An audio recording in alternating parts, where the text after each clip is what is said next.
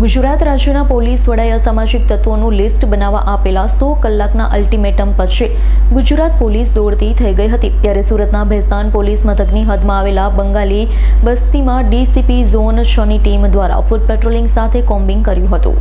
ગુજરાતના ડીજીપીના 100 કલાકના અલ્ટિમેટમ પછી સમગ્ર ગુજરાતની પોલીસ દોડતી થઈ ગઈ છે। ત્યારે સુરતના ઝોન 6ના ડીસીપી રાજેશ પરમાર દ્વારા ભેસ્તાન વિસ્તારમાં આવેલા ઊંડ ગામની બંગાળી બસ્તીમાં ફૂટ પેટ્રોલિંગ સાથે લોકોને આધાર કાર્ડ અને પુરાવાની ખરાઈ કરવામાં આવી હતી। સંવેદનશીલ વિસ્તાર હોવાના લીધે આ વિસ્તારમાં ઘરોમાં જઈને પણ ચેકિંગ કરવામાં આવ્યું। સાથે અસામાજિક તત્વો તેમજ ગુનાહિત ઇતિહાસ ધરાવતા લોકોની તપાસ કરી કાર્યવાહી કરવામાં આવી।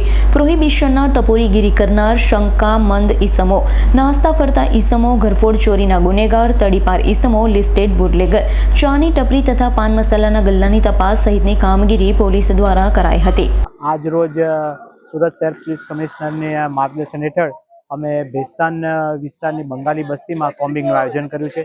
ગુનેગાર તત્વો જે અગાઉ ગુનામાં જઈ આવ્યા હોય, એમની પાસા તડીપારમાં જઈ આવ્યા હોય, એમના દરેકના ઘરો ચેક કરવામાં આવશે તથા પ્રજામાં શાંતિ સલામતીનો અહેસાસ થાય એટલે પ્રિવેન્ટિવ એક્શનના ભાગરૂપે અમે અત્યારે કોમ્બિંગનું આયોજન કરી રહ્યું છે। Bureau report S9 news Surat. અમારી તમામ માહિતીથી અપડેટ રહેવા માટે જોડાયેલા રહો S9 ન્યૂઝ સાથે।